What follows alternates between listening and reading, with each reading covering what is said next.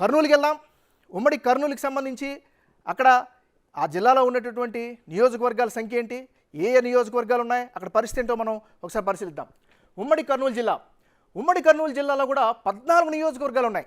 ఇక్కడ ఆళ్లగడ్డ, శ్రీశైలం, నందికొట్కూరు, కర్నూలు, పాణ్యం, నంద్యాల, బనగానపల్లె, డోన్, పత్తికొండ, కోడుమూరు, ఎమ్మిగనూరు, మంత్రాలయం, ఆదోని, ఆలూరు ఇవన్నీ కలిపితే ఉమ్మడి కర్నూలు జిల్లా.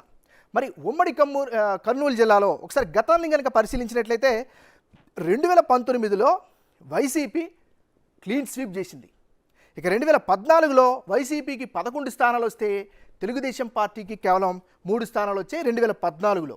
మరి యాజ్ ఆఫ్ టుడే ఇప్పుడు 2024లో ఇప్పటికిప్పుడు కనుక ఎన్నికలు జరిగితే కర్నూలులో ఎలాంటి పరిస్థితి ఉంది, బిగ్ టీవీ చేసినటువంటి గ్రౌండ్ సర్వేలో ఎలాంటి రిజల్ట్స్ వచ్చాయో ఒకసారి కనుక మూడ్ ఆఫ్ ఆంధ్రాలో పరిశీలించినట్లయితే ఉమ్మడి కర్నూలు జిల్లాలో ఇప్పటికిప్పుడు కనుక ఎన్నికలు జరిగితే వైఎస్ఆర్ కాంగ్రెస్ పార్టీకి అనుకూలంగా 8 స్థానాలు కనిపిస్తున్నాయి.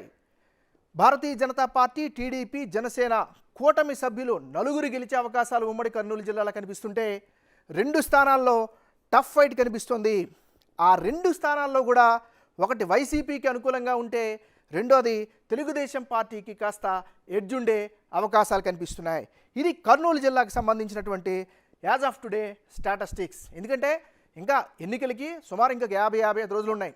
సో ఆ 50-55 రోజుల్లో క్యాండిడేట్స్ మారచ్చు, వ్యక్తులు మారచ్చు, లోకల్గా ఉండేటువంటి పొలిటికల్ ఇష్యూస్ మారుతాయి. సో దాన్ని బట్టి కూడా కొన్ని రిజల్ట్స్ అటు ఇటు అయ్యే అవకాశం ఉంది. కానీ మేము క్లియర్గా మెన్షన్ చేస్తున్నాం, ఫిబ్రవరి 15 నుంచి మార్చి 15 మధ్య ఈ సర్వే జరిగింది.